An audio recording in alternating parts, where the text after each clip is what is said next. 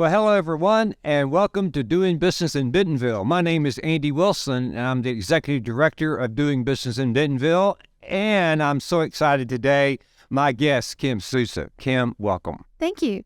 It is so good to have you in our studio, and we have so much to talk about today. And I want to say up front, though, how much I appreciate you being here. And I love your articles. I read all of your articles off of LinkedIn, and I read them on the Northwest Arkansas Business Journal. And Kim is the Senior Analyst Journalist for Northwest Arkansas Business Journal. So awesome. Great job. Thank you, Andy. I like your publication. I always find your articles very interesting, and that brings us to why you're here. Good deal. Okay, so we're going to talk two things, everyone, today. One, we're going to talk innovation. I can't wait for you to hear what Kim's going to share about innovation. And then we're going to talk supply chain. And, of course, as you know, this all equals omnichannel. Wow. And, you know, at Doing Business in Bentonville, our focus is around omnichannel. And Kim is becoming quite an expert on that topic. And so we're going to hear all about it. But Kim, let's get started. Sure. Okay. So you asked me to talk about Walmart's omnichannel push. And I will just start by giving you some statistics on why omnichannel is the future of retail. Harvard Business Review says 73% of shoppers today in the United States use multiple channels. They shop by phone or online, and they also shop in stores. That's a vast majority, as you know. Google also found 85% of consumers often start with one way of shopping, say their mobile phone in the bed in the morning, and they finish it at their desk or they go pick it up at the store after work. So this is the future of retail. Walmart is front and center of this, and they're pushing their suppliers to get on board and get on board quickly. Walmart recently held their investor conference in Florida, and they spent the majority of the 2 days taking the investment community around Florida, showing them all of the innovation that they've invested in, from highly automated distribution centers, fulfillment centers, to stores that do a better job of picking your orders. Walmart has boldly said by 2025 or 2026 that 65% of their stores will be served by automation, and 55% of the packages that move through its fulfillment centers will go through automation. And though that automation is going to help Walmart reduce its costs by 20%. That's huge to the bottom line, Andy. You know that. Let's just take a step back. What you just said is so important, not only to the supplier, but also to ultimately the customer. And you know what's interesting is that what Walmart is doing is what Sam Walton taught all of us, is that the supplier and Walmart has the same customer. Absolutely. We have the same customer. Now, that's a huge statistics that you talked about. And now talk a bit, and because I know that was a great article that you wrote about it, and you know, a phenomenal dump of information, if you will, to the consumer about where Walmart is going. And I know I want you to talk about that. But you said something too about that Walmart, they're going to use automation to actually fulfill the customer's needs with more intelligent and connect omnichannel network. Talk more about that. Well, right. Walmart is using the automation end to end. It's in the stores. They're using AI to help your personal shopper pick that perfect avocado for your guacamole tonight. You know, it has to feel like the back of your hand, or it won't make make guacamole tonight. Not a hard one that's not going to be ready for 3 days. I want the guacamole tonight. Walmart is using AI to train its pickers to do that. They're using AI in the stores to train the pickers how to make the right substitution if a particular item is out of stock. So they're using it at that granular level. They're also using it by drone delivery to get that order to you. They're using it in their fulfillment centers to pack that order in 30 minutes with 100% accuracy and get it out the door. They're using automation end to end in their business so that they are able to serve that customer whenever and however they want. Now, Andy, Walmart did something critical about 3 years ago, 2.5 years ago, to get to this point. They merged their customer-facing technology, their orange app and their blue app, and they merged their merchandising teams, their merchant teams, their buyer teams, and that whole organization. They did that so that they had the category buyer for something like suntan lotion can now buy all the suntan lotion that the retailer sells, no matter who's buying it, from your mobile phone or from your laptop, or if you're going in the store to get it for your beach trip. Walmart doesn't care who's buying it. They want one merchant to oversee the whole category. That was huge. Yes. Because the business had been siloed before that. And the merchant really couldn't see the whole picture of the consumer. Right. Now we know those lines are blurred, and that shopper in store is also the one who shops online. So why shouldn't the same buyer be serving, that same person? That makes so much sense, because one of the big issues that any retailer may have is in stock at the store level. And you, as a consumer, as a customer, if we purchase it online, if we purchase it in a store, if it's delivered, if it's picked up, or we're shopping in brick and mortar, it's all about in stock. And merging the merchandisers that oversee all of the omnichannel experience, if you will. Yes. That makes so much sense. Well, it does. You can sell it if you don't have it. Right. And there's nothing that will make a customer more angry than to put it in their cart, their virtual cart, and then before they can check out, it's gone. They can't complete the purchase. Or to make the effort to drive to a store, find a parking spot, and go in and it not be there. Walmart never wants that to happen again. They had a plethora of that in the pandemic. Right. So Walmart has done those two fundamental things, investing in the innovation and also merging the merchandising teams to see the business as omni. Those two things are piloting it toward being a true omni-channel retailer. I think you said something in an article, and I think we're going to quote you here. A quote from Tom Mars at Walmart said something about the closest store is to you is the device in your pocket, or something like that. Tom Ward said that. He said the closest store to a customer is the one in their pocket. That makes so much sense. Yeah, that makes sense. Yeah, it does. We all shop from our phones today, even us at the esteemed ages we are. That's right. That's right. We shop from our phones. We do. And that experience means everything. Walmart has done a good job trying to make that a good experience. That takes money. That takes talent. They've spared no expense at investing in this. It's going to pay dividends in the future. Something else that Walmart is doing is working to deploy their inventory closer to the end user. As you know, Andy, the most expensive leg of the supply chain is the final mile, that getting it to the customer.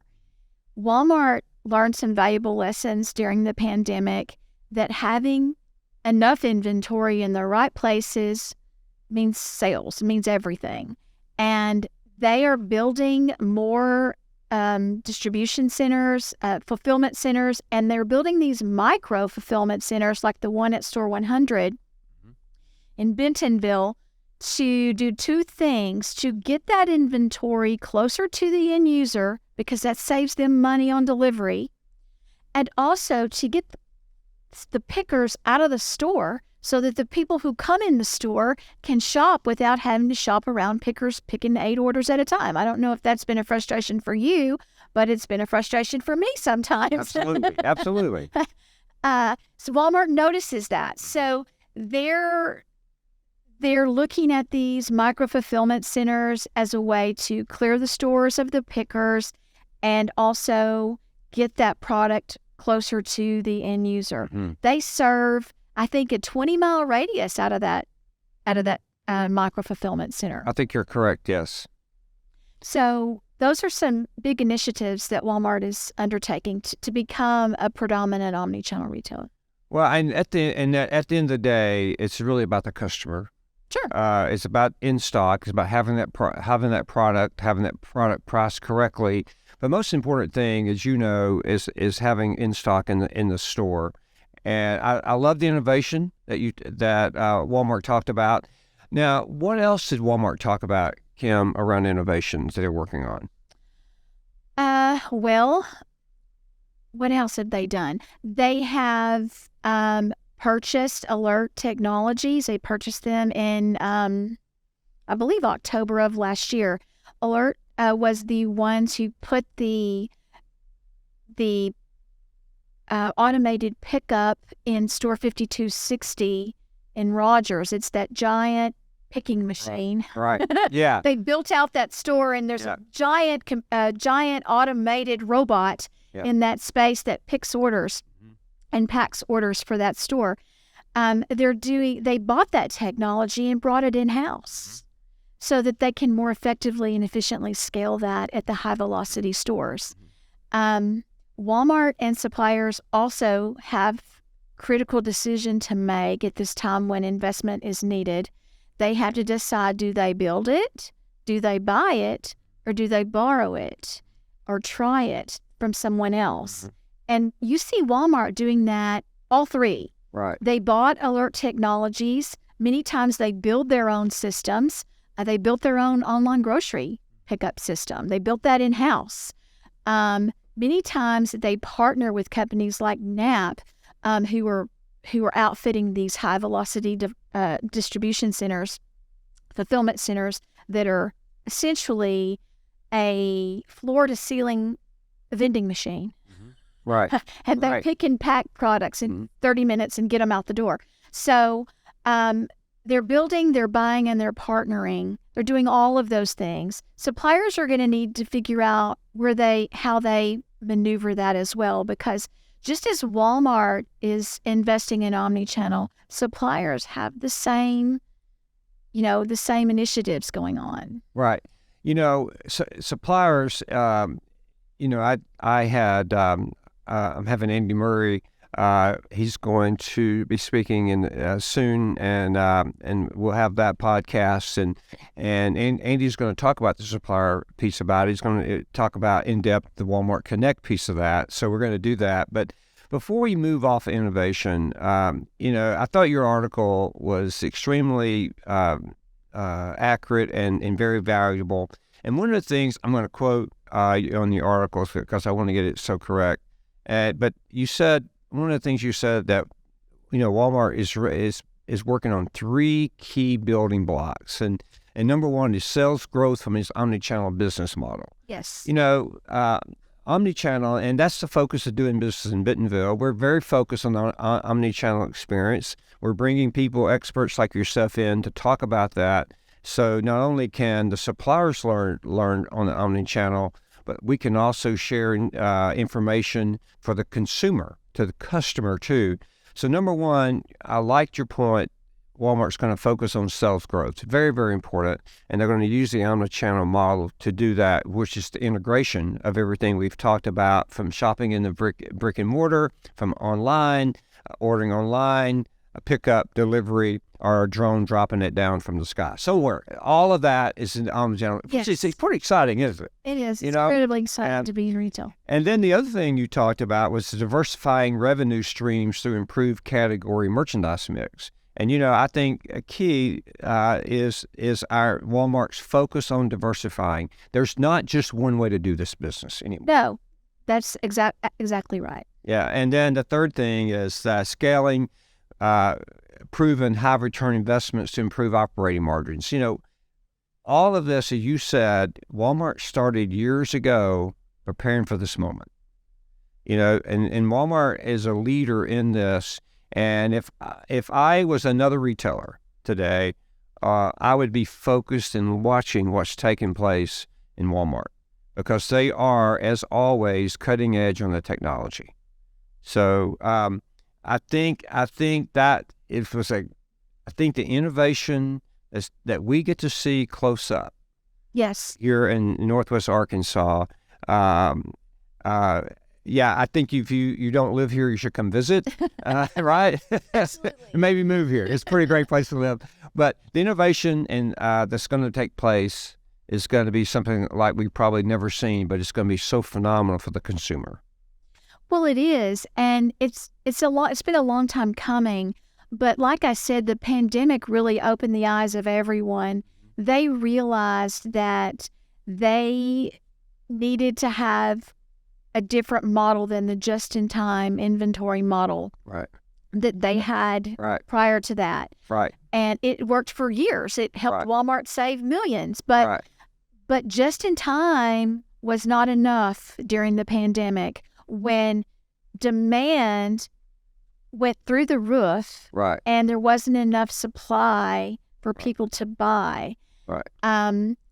Walmart and its suppliers, I'm not saying that they will ever carry enough inventory to keep that from happening again, but you can bet they're going to have a better read on where their inventory is. They're going to know where it is, and they're going to know how to get it from places besides China. That's right.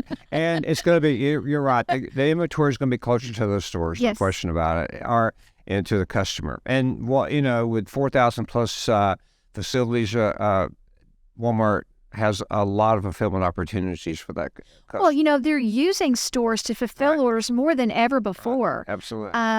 It hadn't been that long ago, Andy, that Walmart was just, mainstream media was just, demoralizing Walmart because of their clunky big stores. It was the albatross around their neck. Wow, times have changed. Now you see everybody wanting stores.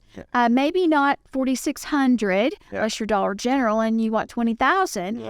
Absolutely. But they have a different model. But Walmart stores have been crucial to its ability to become the consummate omni retailer because its stores are fulfillment centers, and 90+% of the population lives something between 7 and 10 miles to a Walmart store. More and more people are going to get things by drone. Walmart has said their in-home business is growing. People who get their groceries brought right into the house and, milk and eggs go right into the refrigerator. That business is growing. Walmart can't do that without its stores close to the people. That's right. And its product close to the people. Well, I think that there's going to be so much more you're going to be writing about innovation. I know it's going to be continually changing. You're going to stay on top of that, Kim. So thank you. Well, thank you, everyone, for joining us today. Again, my guest today was Kim Souza, Senior Analyst, Journalist for Northwest Arkansas Business Journal. It's always great to have you today. And thank you all for joining us today. And continue to go to our website, Doing Business in Bentonville, NWA, or DBBNWA.com. And you'll find our latest articles, our podcasts, and a ton of information about doing business in Bentonville. Thank you very much, everyone. Have a great day.